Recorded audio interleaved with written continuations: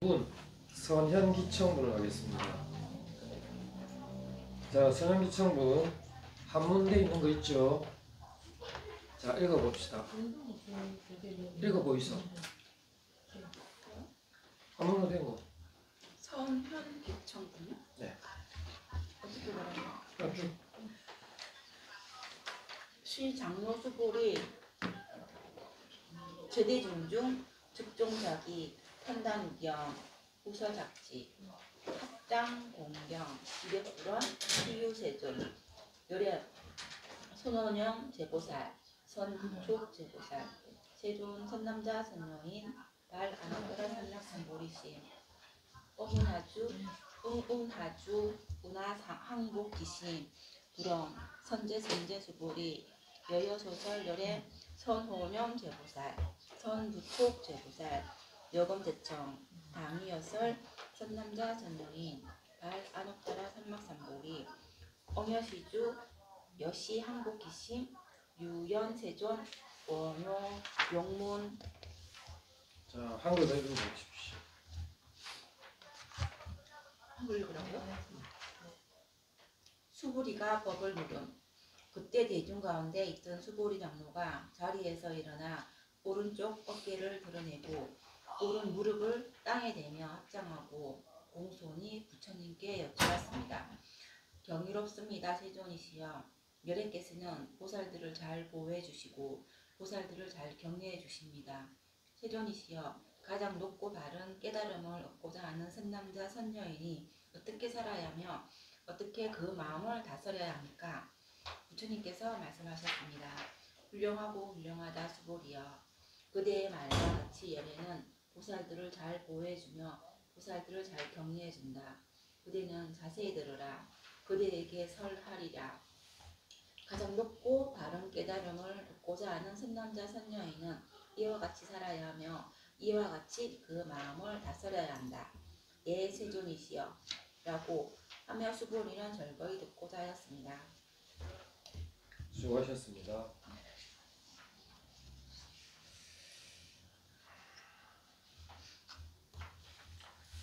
자, 선현기청분이라고 소명태자가 선현기청이라는 용어를 썼는데요. 여기서 선현이란 수부띠, 수보리의 의역입니다. 수보리가 이름의 음역이죠. 수부띠. 수부띠를 음역하면 수보리고 의역하면 선현으로 의역을 할 수 있습니다. 근데 구마라집은 그냥 수보리라 했어요.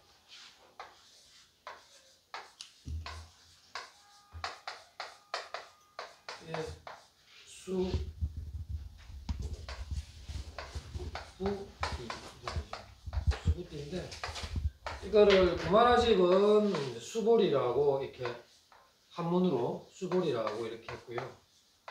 이 수보리 한문으로 안 쓰겠습니다. 근데 이거를 이제 의역을 하면 현장은 요거는 구마라집이 소리 나는 대로 음역을 한 거고요. 현장 스님은 선현이라고 이렇게 했습니다.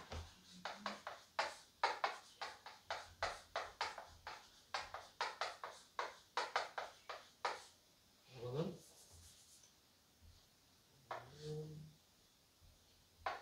현장.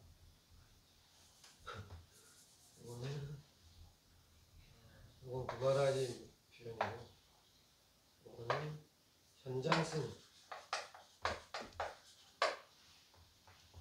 선현은 뜻으로 굳이 해석을 하자면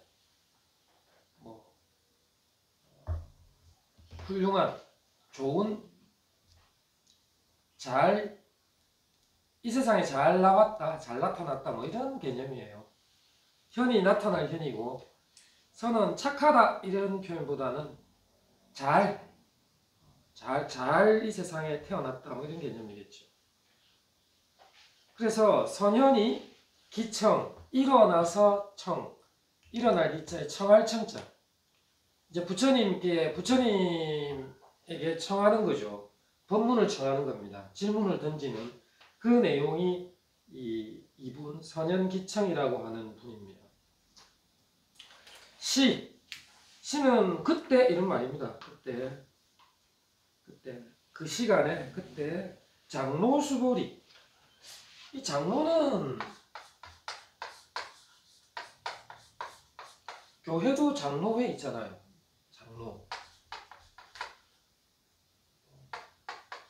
장로는 원래 불교 용어입니다. 교회 가면 뭐 집사, 권사, 장로 이렇게 있지 않습니까? 장로는 이게 불교 용어예요. 그거 용어를 그들이 이제 따간 거죠. 기독교에서. 이게 개신교에서 따갑니다. 인도 말은 이렇습니다.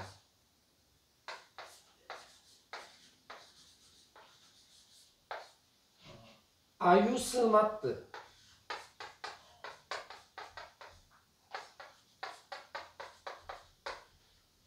이 아유스가 뭐냐면은 수명이에요.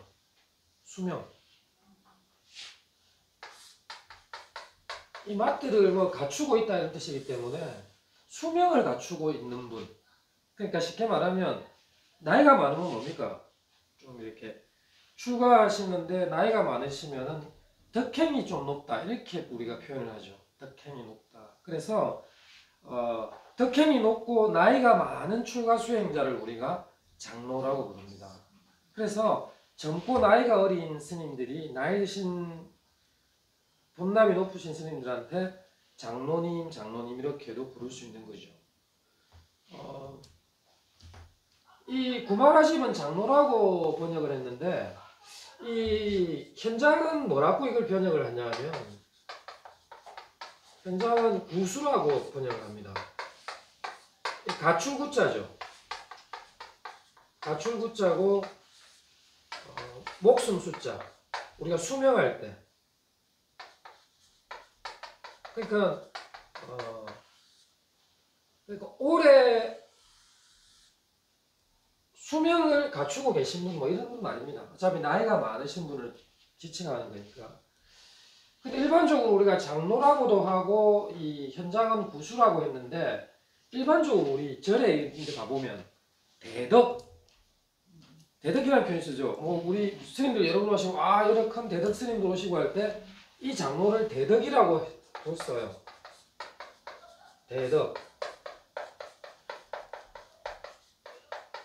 대덕이라고도 하고 또 지혜로운 수명을 갖추었다 해서 이것도 해명이다. 지혜자에 수명할 때 목숨 육자를 썼어요.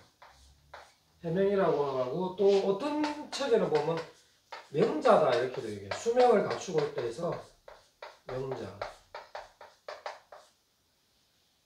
이런 표현들을 씁니다. 또 존자 이런 표현을 쓰죠. 존자 무슨 존자 나반 존자 이런 표현 쓰죠. 존귀하신 분이다 이 말입니다. 존자 이게 전부 다 장로랑 같은 의미예요. 구마라집은 장로다 이렇게 표현했습니다. 그러니까 그렇게 생각하세요. 이제 좀 덕행이 좀 높고 연세가 많으신 출가 수행자를 우리가 장로라고 한다. 인도 말은 아유스마트다. 그러니까 지금 현재 이제 수보리는 이 수부티는 이제 부처님들의 제자가 많을 거 아니에요. 그 중에서도 이제 법락도 있고 덕행도 높고 해서 이 양반을 장로다 이렇게 부른 겁니다. 그러니까 장로라고 부르는 사람은 뭡니까?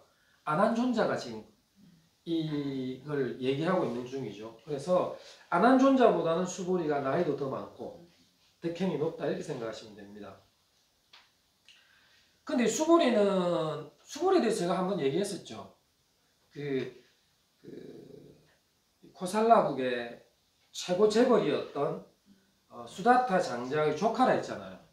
근데 집안은 브라만 집안이었어요. 이 인도 카스트 제도에서 최고 높은 집안인데다가 부자죠. 우리 고타마 시타르타 성자는 제가 시골 깡촌 사람이에요. 샤카족이라고 있죠. 석가족. 카필라 성이라고 하는 카필라 바스투라고 하는 지역이 그게 발굴 조사를 했는데 그냥 촌동네예요. 인구도 별로 없고 석가족이라 샤카라고 하는 그 족이 모여 사는 시족 공동체 사회인데 그 왕족 사실 왕이라고 부르기에는 좀 인구도 안 되고 힘도 되게 약한 그러니까 저 시골 촌놈이라고 보시면 돼요. 부처님께서는. 근데 이 수보리는 최고 재벌 집안의 최고 가문 계급상으로도 뭐 그런 집에서 아주 총명하고 똑똑했던 것 같아요. 그래갖고 이제 기원정사 준공식 하는 날 자기 삼촌인 이 수다타 장자 옆에 이렇게 같이 앉아 있죠. 근데 부처님 설법을 듣고 이제 병 가죠. 그래갖고 출가를 하게 되는데 이 수보리는 부르는 gem이 되게 많아요. 되게 잘생겼거든요. 그리고 무쟁제일 제일이야 상당히 많아요. 무쟁이 뭐냐 하면 너마가 다투지를 않는 거죠. 무쟁.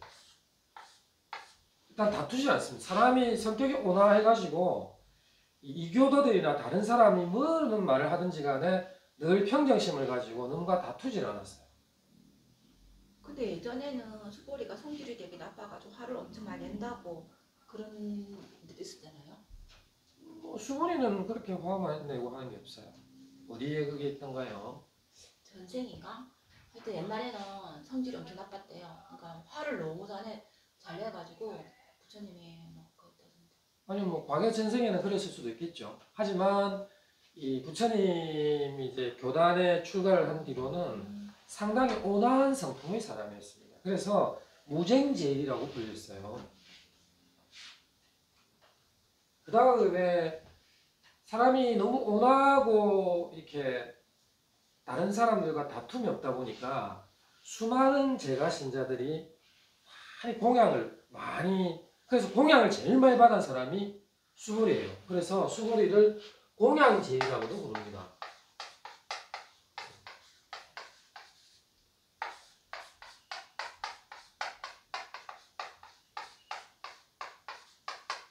공양제. 그 다음에 되게 미남이었어요. 미남인데 말도 잘하고 그래서 이 사람을 색상제일이다 이렇게 불러요. 일단 뭐 스님들도 좀 미남이면 신도들이 더 좋아하겠죠. 안 그런가?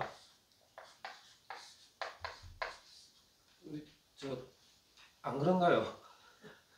네, 그렇죠. 좀 그렇죠. 네.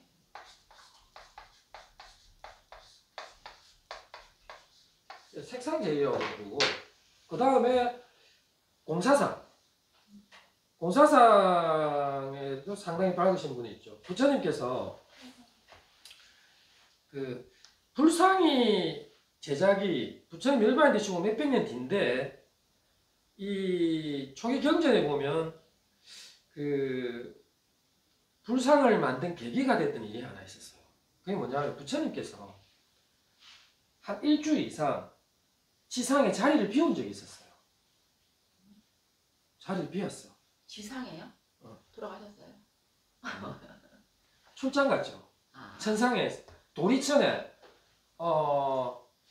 도리천에 모친이 그 마야 부인이 계셨거든요. 어머니 돌아가시고 도리천에 계시는데 어머니 마야 부인을 위해서 설법하러 도리천에 올라가요. 그게 나와 있는 경전이 뭐냐면 승 올라갔다 이 말이죠. 33천 이 33천이라는 도리천을 말합니다. 승 33천 위모 설법경이라고 하는 경전이 있어요.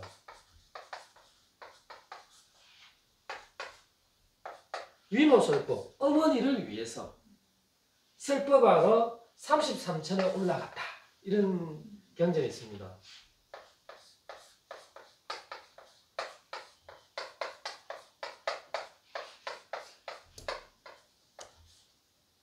정자로 써드려야겠네.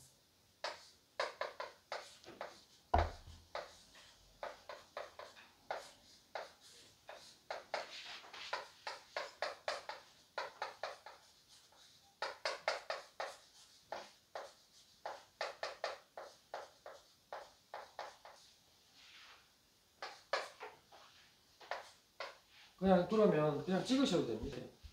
그러니까 이 33층의 도리천에 어머니에게 설법을 하러 올라가 계셨는데 그래 부처님이 도리천에 내려와요.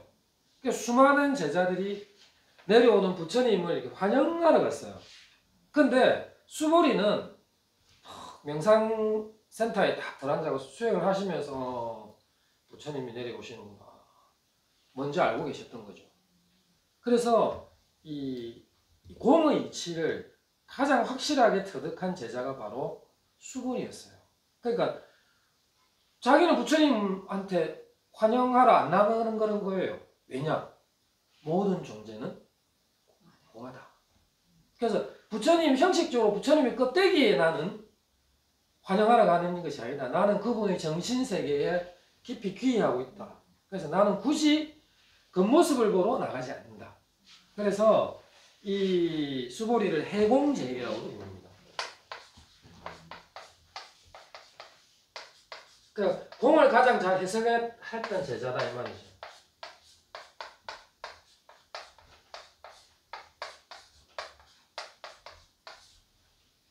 해공제. 그러니까 제일 일에 많아요 이 양반이. 아주 뛰어난 훌륭한 제자였죠. 그렇게 훌륭한 제자인 수보리가 제대중 중 대중 가운데에 있다가 즉종좌기 곧 자리에서 일어나서 편단우견. 편단우견 이거 해석을 잘 하셔야 돼요. 편단우견 이거 지하면 됩니까? 사람들이 이거를 전부 다 애매하게 해석을 하더라고요. 저는 애매한 걸 제일 싫어해서 반드시 이건 정확하게 이해하셔야 돼요. 편이라면은 우리 이 옆편내야. 그러니까 나 신랑을 남편이라 하잖아요. 그 편이에요. 어느 한쪽 이런 걸 말해요. 한쪽. 우리 한쪽 편 이런 표현 쓰죠. 그 편자예요 이게. 이거 뭐 한쪽 이런 개념이에요. 그 다음에 다는 벗는다는 말이거든요. 편단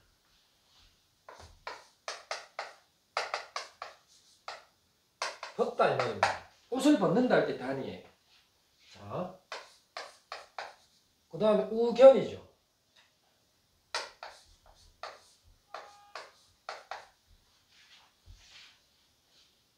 편단 우견.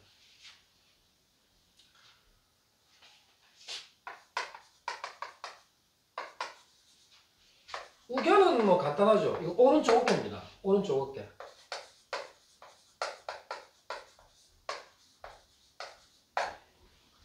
그러니까 여기서 핵심은 이거예요. 오른쪽 어깨를 옷이 되어 있잖아요. 우리 이런 걸 뭐라 합니까? 통견이라 하죠. 통견인 상태에서 오른쪽 어깨를 벗긴단 말이에요. 벗겨서 어쩐단 말입니까? 오른쪽 어깨를 벗겨서 한쪽에 걸친다 이 말입니다. 걸치다는 게 표현이 생략되어 있죠. 이게 편단우견입니다. 그러니까 오른쪽 어깨를 벗어서 한쪽에 걸친다. 그 한쪽이 그러면 왼쪽이겠죠. 오른쪽에 있는 옷을 왼쪽에 이렇게 걸치는 거죠. 이게 편단우견이에요. 오른쪽 어깨를 벗는다. 다는 벗는다는 말이고, 그래서 오른쪽 어깨를 벗어서 왼쪽 한쪽에 걸치다. 이게 편단우견입니다. 웃을 찾지. 우리 사람이 이렇게 관절에 좋은 그 식물 있죠. 우술. 네, 우술. 여기서는 이제 오른쪽 무릎이거든요. 술은 무릎이에요. 스릅. 그러니까 우술은 이제 뭡니까? 그 식물이 소자를 붙여가지고 무릎뼈처럼 무릎 이렇게 해석하시면 돼요. 우슬이라고 하는 게. 그러니까 우리 관절에 좋다 해서 우슬이라고 하는 그런 식물이 있는데 그거는 소구자고 이거는 오른쪽 구자입니다. 그러니까 이건 뭡니까?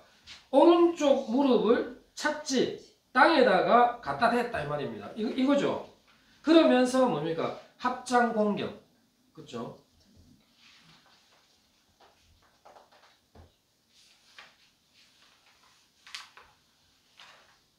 그러면서 200불은 합장하면서 공경으로서 공경하는 자세로서 부처님에게 100불은 부처님께 여쭙는 겁니다. 묻는다 이 말입니다. 그러니까 이런 겁니다. 이렇게 이제 수보리가 부처님 딱 계신데 자리에서 탁 일어나요. 그러면서 오른쪽 어깨를 벗어서 왼쪽에 탁 걸친 다음에 오른쪽 무릎을 이렇게 땅에 대고 이렇게 이 자세입니다. 그러면서 부처님께 질문을 던지는 거죠. 이걸 우리가 불교대에서 뭐라 가르치죠? 호괴합장 이렇게 가르쳐요. 호괴.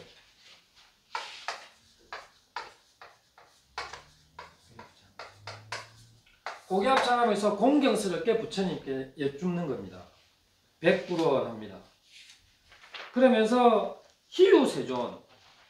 희유라고 하는 거는 드물게 있다 이 말이죠.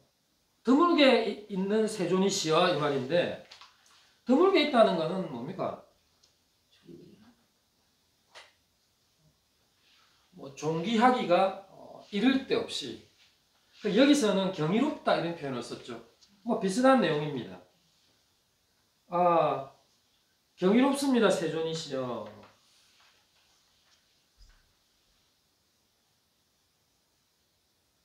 근데 이제는 열애가 또 등장했습니다. 그러니까 부처님을 상징해 부처에 불이 있었죠. 맨 처음에 보면 뭐라 되어 있습니까? 일시불제 되어 있잖아요. 부처님 나왔다가 그 다음에 세존 나왔습니다. 그렇죠? 그리고 또 열애가 또 나옵니다. 이거 다 부처님을 얘기하는 거죠. 경이롭습니다 세존이시여. 열애께서는 선혼염 제보살. 자 여기서 선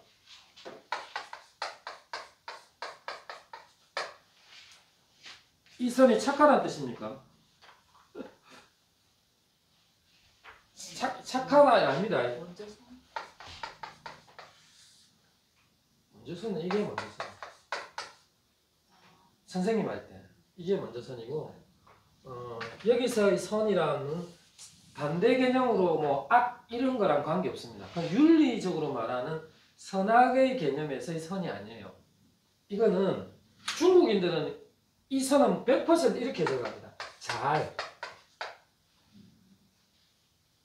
그러니까 중국인들의 실용성을 알 수 있는 거죠. 우리가 선악하면은 막 윤리적으로 착하니 나쁘니 이렇게 판단을 하는데 중국인들이 있어 선이라고 하는 것은 잘. 예를 들자면 차를 몰고 가는데 안전하게 간다고 고속도로에 100짜리 고속도로에서 30, 40 놓고 가면 되겠습니까? 밉해죠. 그게 뭡니까? 잘 가기만 돼. 차는. 뭔가 잘 못 가고 중간에서 툭툭 막히면 잘이 아닌 거죠. 그래서 중국인들의 사회 방식은 이런 거예요. 세상이 잘 돌아가면 그게 선인 거야. 착하게 살아서 선이 아니라 잘 돌아가면 선인 거죠. 그리고 우리나라에 참 재미난 거 있죠. 무슨 뭐 트럭이나 기사들 하는 말이 준법 투쟁 이런 말 하죠. 준법 투쟁. 그러니까 우리는 법규대로 속도 내고 가겠다 이런 거라. 그게 잘 안 돌아가는 거죠. 그렇게 하면 잘 안 돌아간다 이 말입니다. 그러니까 우리가 중국인들이 생각하는 이 선이라고 하는 개념은 잘 돌아가느냐, 잘 돌아가지 않느냐 이런 개념으로 생각을 하셔야 돼요. 윤리로 생각하면 안 됩니다. 그래서 여기서 말하는 열애께서는 잘 모든 보살들을 혼염해 주신다. 혼염 제보살 되어 있죠. 그리고 뒤에는 뭐라 되어 있냐면 잘 부촉 제보살. 이 부촉은 우리가 위촉 이런 말하고 같은 말입니다. 이 산스크리트 원문에 보면요. 혼염은 이렇게 한문으로 해석을 하면 보호하고 생각해 준다 이 말이죠. 이게 호가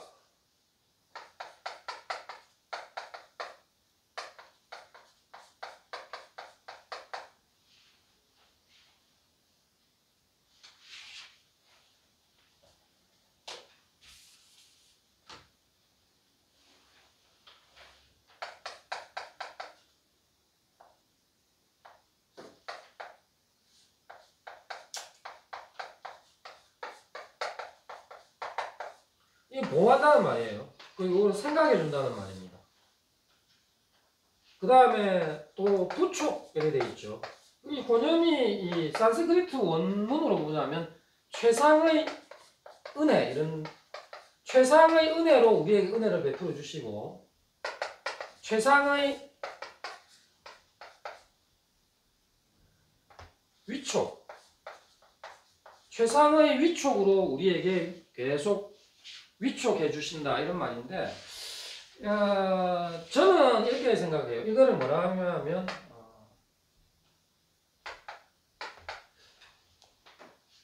지지하고 격려한다. 이렇게 그냥 해석을 하시면 돼요. 우리가 부촉이라면 뭔가 일을 위촉, 이렇게 맡기다 이런 개념이거든요. 그러니까 믿는 놈한테 맡기지 않아요. 믿는 놈한테 맡기죠. 그래 열심히 한번 해봐. 뭐 이런 개념이라고 보시면 돼요. 그 다음에 우리를 보호하고 생각해 준다고 하는 말은 지지해 준다는 말입니다. 이게 무슨 말이냐 하면 지금 대승불교가 일어났잖아요. 이 대승불교 초기 경전이잖아요. 그래서 대승불교 종교 새로운 대승불교 운동을 하는 보살들을 너희를 지지하고 너희를 격려한다 이 말입니다. 대승불교를 하려고 하는 보살들을 말하는 거예요.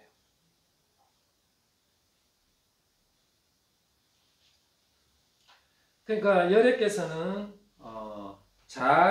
모든 보살들을 잘 지지해 주시고 또 모든 보살들을 잘 격려해 주고 계십니다.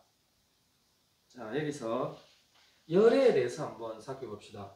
그 불하고 세조는 한번 얘기했었죠. 그러면 열애를 한번 우리 그 옛날 노래 중에 타타타 이거 있었죠. 그 진리라는 말이거든요. 타타타.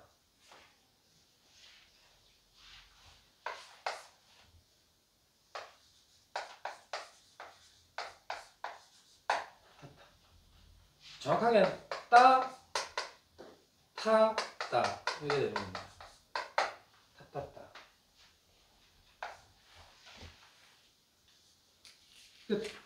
근데 이제 타타타에서 그 따 이거는 우리가 생략해 불교에서는 따를 생략하기도 합니다. 타따 따타죠. 따타 따타. 그 요거는 제가 뭐라 그랬습니까?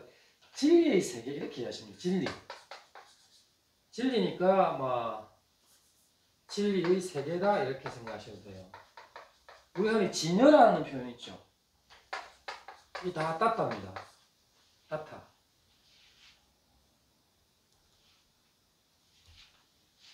이거 더하기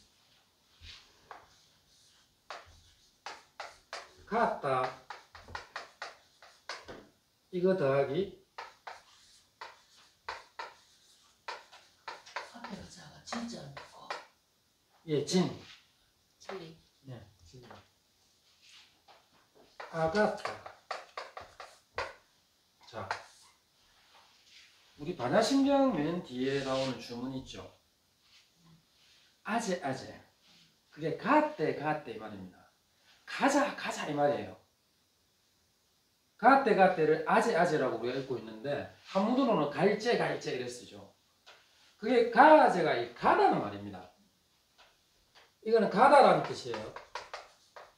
근데 요즘 산스크리트 배우죠? 오늘도 배우셨죠? 그러면 뒤에 말 앞에 아나 알이 붙으면 뭡니까? 뒷말의 부정이죠. 그렇죠? 그러면 가다 반대말은 뭡니까? 오다. 그러니까 이게 열애라고 하는 게 이렇게 쓰거든요. 따따가따라고 쓴단 말입니다. 그러니까 이 따따가따를 해석을 해보면 따따에다가 가따 붙여도 이 글자가 나오고 따따에다가 아가타를 붙여도 이 글자가 나와요. A가 A 같은 이런 동사는 앞말과 뒷말을 붙여버리면서 장음 처리해버리잖아요. 그러니까 이 장음에는 가따를 갖다 붙여도 이 장음이 되고 아가따를 붙여도 이 장음이 된단 말이에요. 자, 그렇다면 우의 개념으로 가따로 해석을 하면 어떻게 되겠습니까? 진리 내지는 진여의 세계로 가신 분이라. 그러니까 이걸로 해석하면 어떻게 되겠습니까? 진여의 세계에서 오신 분 이래 되는 거예요. 그러니까 진여의 세계로 가신 분 해석을 해도 되고 진여의 세계에서 오신 분에도 해석이 된단 말이에요. 그래서 이거는 뭐라 부르냐면 진여, 진리의 세계로 가셨다 해서 여거라고 번역되어 있는 책도 있어요. 번역가들이. 근데 우리가 주로 쓰는 건 뭡니까? 열애를 주로 쓰죠. 올레자를 써가지고. 왜 그렇겠습니까? 우리가 이제 이 신앙이라고 하는 체계로 보자면요. 부처님과 같으신 분들은 우리를 구제하러 이 땅에 오셨다라고 해야 신심이 생기죠. 진리sek으로 가쁘으면 뭐 가쁘는데. 근데 부다께서는 진리 세계에서 우리를 구제하기 위해서 내려오셨다라고 하는 그거를 구세주적 개념이 열애라는 말에 붙어 있는 겁니다.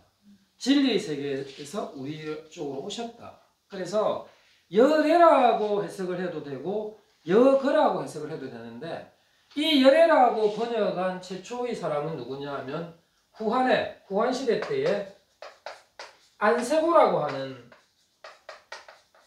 스님이 열애라고 하는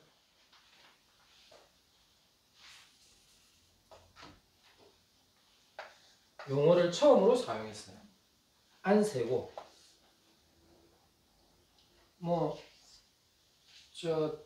중국의 번역가들 중에서 성이 안자로 들어가는 사람들 있죠. 많아요. 안자 들어가는 사람들 어디 사람이냐면 페르시아 사람이에요. 요즘 말하는 이란 쪽 사람이죠. 왜 안자를 붙이냐면 그 페르시아 쪽 사람들을 중국 사람들은 뭐라 불렀냐면 안식국이라고 불렀어요. 안식국.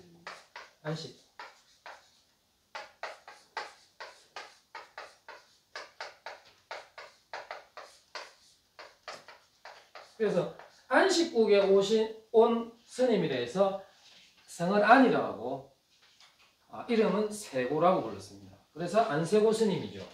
이분은 상당히 불경 번역을 거의 최초로 하신 분에 속해요. 이분이 번역했던 게 안반수의경이라고 하는 경전을 번역을 했는데 이 안반수의경은 그 초기 경전입니다. 안반수의경을 이게 원문은 아나빠나사티 숫다거든요. 아나빠나사티 들숨 날숨에 마음 챙기는 경 이런 거예요. 그 경전을 번역하신 분이죠. 그러니까 중국의 최초의 불경 번역을 하신 분이 안세고라고 하는 안식국 사람이다. 페르시아 쪽 출신의 스님이시죠. 이분이 열애라는 용어를 처음으로 중국에서 사용을 했어요. 열애라는 용어. 이 타타가타를 열애로 해석을 하는 거죠. 진리의 세계에서 오셨다. 우리를 구제하기 위해서.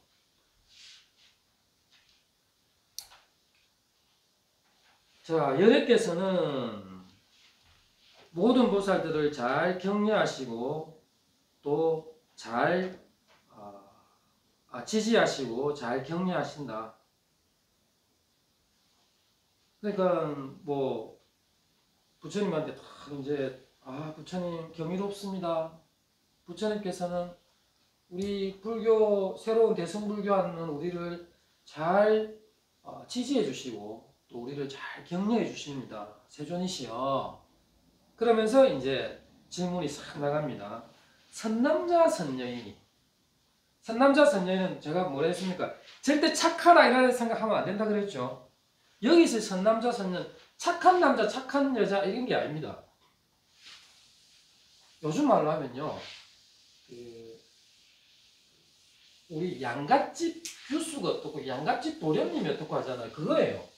양갓집 도련님과 양갓집 교수 이런 거 아닙니다. 딴 뜻이 없어요.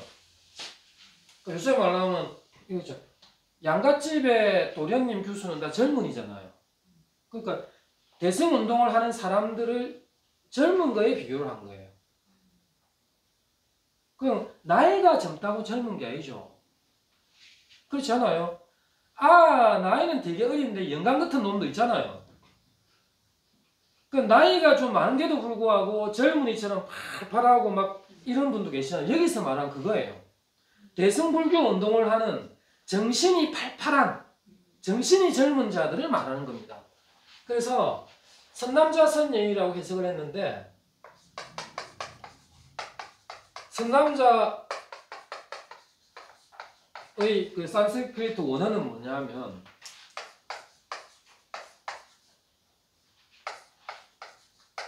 한번 읽어보이소. 요즘 사슬을 배우잖아. 꿀라 붙더라. 응. 꿀라 꿀라 붙더라.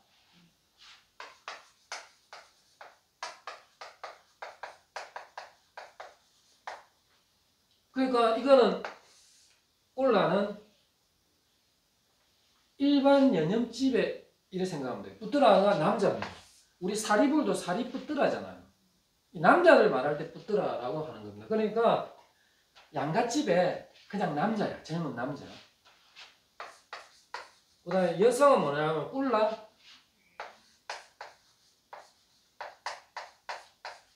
한번 읽어보세요. 꿀라 드이트라 두히뜨 알 밑에 여기 있으면 리 이래 읽으면 돼요. 리. 드이트리 두히뜨리. 그러니까 꿀라 뿌뜨라와 꿀라 두히뜨리들이 이 말은 요즘 말로 하면 양갓집 도련님과 뭐 그 교수인데 그냥 우리 말로 하면 보통 사람들 이래 이해하시면 됩니다. 그냥 정신이 똑바로 박힌 그리고 젊은 피가 흐르는 그런 일반의 보통 사람들을 그냥 선남자 선녀이다 이렇게 번역을 한 거죠. 원어는 이렇습니다. 꿀라 뿌뜨라와 꿀라 두이뜨리. 세존시요. 젊고 그 정신이 맑고 젊은 보통 사람들이 발 안웃따라 삼맥 삼보리심. 우리 이걸 자꾸 욕이라고 읽죠. 안웃따라 이래 읽죠. 일반적으로. 네. 안웃따라 삼맥 삼보리심. 근데 이거는 안으로 해야 맞다고 봐집니다. 왜냐하면 이 한문도요. 이거 누로 찾으면 욕 찾으면 안 나옵니다.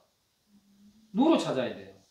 그리고 인도 원어도 누로 하는 게 맞습니다. 그래서 이걸 근데 스님들이 안 고치더라고. 경전 읽을 때 보면 전부 안웃따라 삼맥 삼보리심 이래 있잖아요. 근데 정확하게는 안웃따라라고 해야 돼. 안웃따라. 그래서 이 조계종 그 교육원에서 이 책 낼 때 이거 누로 이제 바꿔야 된다 해서 이렇게 누라고 써놓은 거예요. 근데 아무도 안 바꿔요, 스님들. 아무도 안 바꾸더라고. 그렇죠. 자기 체험 배워야 되고 그냥. 세존이시여, 선남자 선여인들이 발 안웃따라 삼약 삼보리심 할 때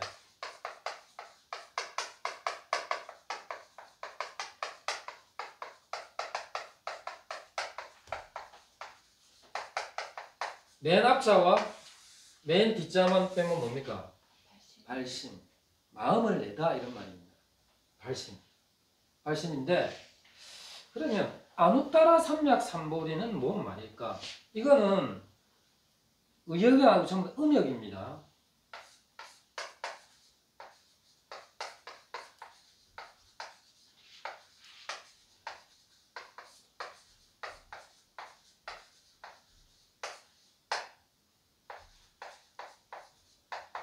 이겁니다. 아나 안이 붙으면 뭐다? 뒷말의 반대죠. 웃따라가 뭐냐면 이게 웃따라가 위라고 하는 뜻이에요. 위. 그러니까 안 웃따라 하면 어떻게 되겠습니까? 더 이상 위가 없는 이런 말입니다. 그걸 우리는 무상 이렇게 표현하죠. 무상. 더 이상 위가 없다는 말입니다. 최고위라는 말이죠. 무상. 더 이상 위가 없는 삼약, 그 삼은 뭐 올바른, 위대한 뭐 이런 개념이에요. 약근은 뭐냐면 두루두루 미치다, 뭐 함께 가다 이런 의미가 있어요. 그래서 발은 함께 두루 미치다, 이렇게 해석하시면 됩니다. 그래서 이거는 뭐라 부르냐면 발을 정자를 쓰고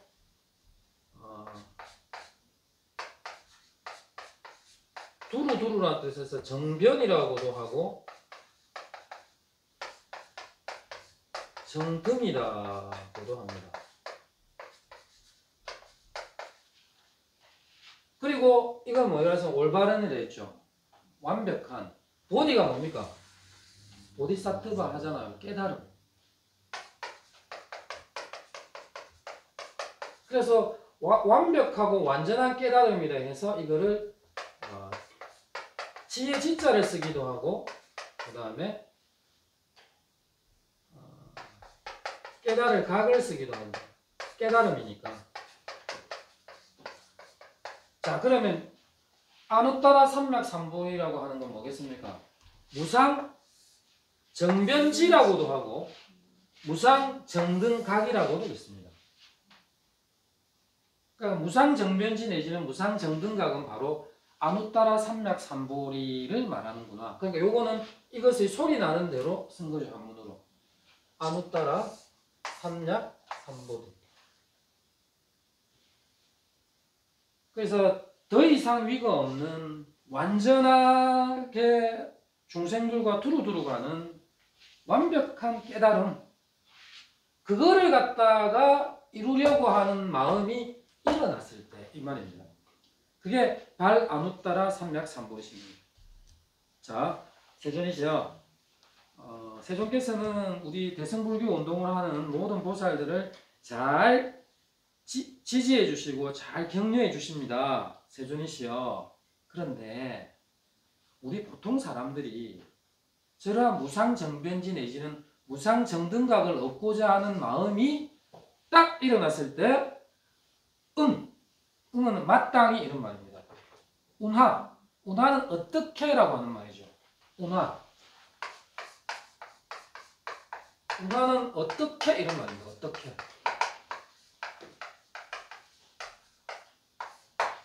어떻게 머물다라는 뜻도 있고요. 살다도 해석을 할 수도 있습니다. 그러니까 우리가 발고리심 했을 때 어떻게 우리가 살아야 되고, 어떻게 항복기심, 그 마음을 항복시켜야 합니다. 그러니까 수고리가 이렇게 물은 거죠. 우리가 정말 발고리심을 했는데 이럴 때에 딱 일어난 그 발심을 계속 어떻게 잘 유지하고 수행해야 되겠습니까? 이 말인 거예요. 쉽게 말하면. 항복이라고 하는 이 용어를 쓴 거는요, 구마라집 스님께서 중국인들의 임팩트 있게 말하려고 그런 거예요. 원문에는 어떻게 되어 있냐면요, 어떻게 살아가면서 어떻게 수행해야 되겠습니까? 이런 말이 너무 밋밋하단 말이에요. 그래서 그 마음이라고 하는 놈이 뭡니까? 끊임없이 욕망의 구조 속에서 살아간단 말이에요. 그래서 불쑥불쑥 올라오는 이 욕망의 마음을 어떻게 하면 확 눌러잡느냐, 이걸 말하는 겁니다. 어떻게 번뇌를 확 누르면서 수행해야 합니까? 이걸 말하는 거죠. 그래서 여주는 마음이 머물다 이런 걸로 해석하셔도 되고, 우리가 어떻게 삶을 살 것인가 이렇게 이해하셔도 좋습니다. 그러니까 부처님께서 말씀하십니다. 불은 선제 그래 잘한다 뭐 이런 말이에요. 좋은 질문이야. 착하다 이렇게 해석하면 안 된다 그랬죠. 제가 잘했어 이렇게 해석하면 됩니다. 수곤이야. 여여소설, 이 두 번째 여는 너라고 하는 거죠. 물숫자 있고 여성을 할 때 계집녀가 붙은 거는 너입니다. 네가 말한 바와 같이 이 말입니다. 네가 말한 바와 같이 열에는 그 대승불교하는 보살들을 잘 격려하고 선부촉제보살 잘 지지하고 격려한다. 여금제청 너는 지금 제청 자세히 들어라 잘 들어라 내지는 진실되게 들어라 하는 그런 용도로 제는 해석을 하시면 됩니다. 원래 이 제자는 채자예요. 이 채자인데 우리가 흔히 체념한다, 뭐뭐서 요체다 할 때 쓰는 체예요. 체인데 불교에서는 이제 이 진리를 나타낼 때 제라는 표현을 많이 사성제 하잖아요. 그래서 이건 이어서 진리에 대한 어떤 개념이 들어가가지고 채자로 읽지 않고 다 제자로 읽습니다. 제자. 그러니까 진리적 개념이 늘 들어가 있어요. 그래서 너는 지금 어떤 진리의 말씀을 듣는다는 자세로 들어라. 뭐 이런 말로 이해하시면 됩니다. 그래서 여금제청이다 이렇게 표현했죠. 제가 청과 문에 대해서는 얘기했죠. 청은 뭡니까? 내가 들으려 하는 거예요. 적극적으로. 문은 가만히 있어도 들려오는 거라 그랬죠.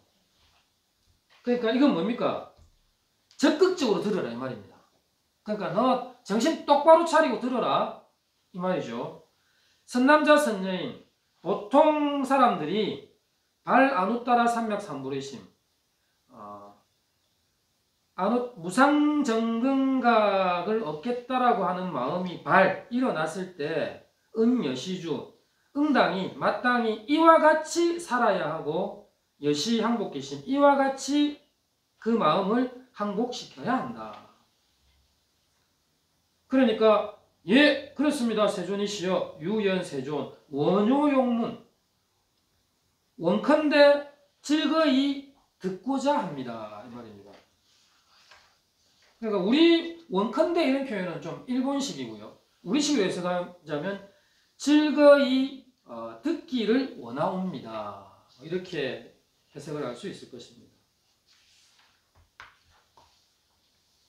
그러니까 이 선현기청부는 수보리가 부처님께 일어나서 우리 보통 사람들이 어떤 안웃따라 삼맥삼보리심을 처음에 일으켰을 때 어떻게 그 마음을 계속 유지하고 살 것이며 그리고 불쑥불쑥 올라오는 욕망과 같은 것들을 우리가 어떻게 하면 누를 수 있겠습니까? 항복시키고 있어요. 이 질문을 하는 거예요. 그러니까 쉽게 말하면 이거죠. 여러분들이 발심을 했을 때, 우리가 발심을 했을 때 어떻게 하면 이 마음을 계속 유지하면서 살아갈 수 있겠습니까? 라는 질문입니다. 그러니까 부처님께서는 그래 좋은 질문이다. 자, 그러니까 나는 너희를 격려하고 지지한다. 근데 네 지금 정신 똑바로 차리고 내 말 들으래. 보통 사람들이 발심을 했을 때는 마땅히 이와 같이 살아야 하고 이와 같이 그 마음을 항복시켜야 한다. 그러니까 수보리가 예, 잘 알겠습니다 부처님. 즐거이 듣고자 원합니다. 이렇게 얘기해요.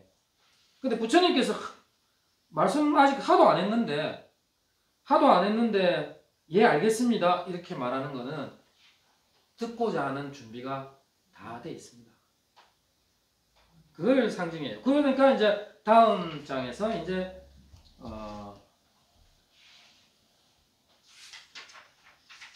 부처님께서 어떻게 하면 그 마음을 항복시킬 수 있고 살아야 하는가에 대한 핵심이 나오죠. 그래서 이 다음 장을 제목이 대승정종분이다. 이래 가지고. 근데 대승은 알겠는데 정종은 뭘까요? 술 있죠? 그 정종이에요. 정종. 그러니까 일본의 정종이라는 술은요 불교 용어에서 가져온 거예요. 바를 정자에 마루 종자잖아요.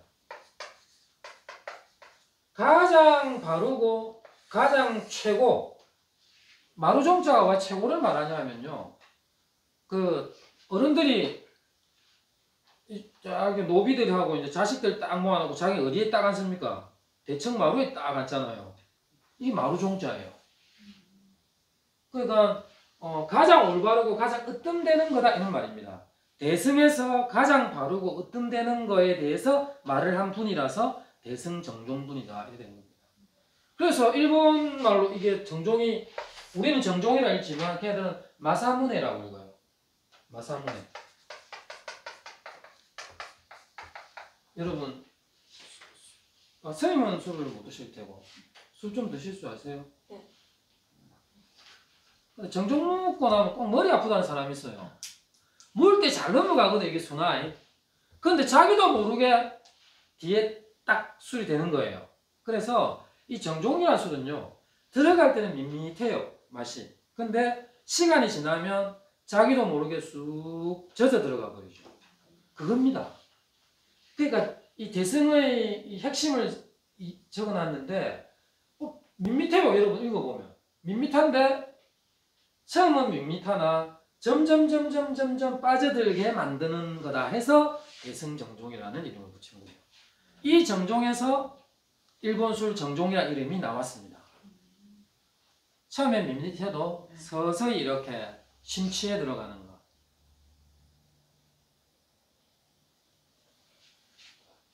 몇 가지 중에 질문 있으면 하시죠.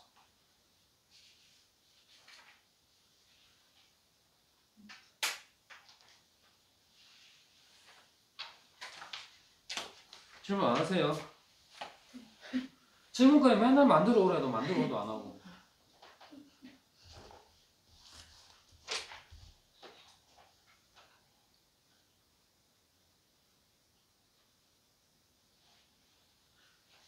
질문 안 하면 눈 내리 깔고 딴 거 보고.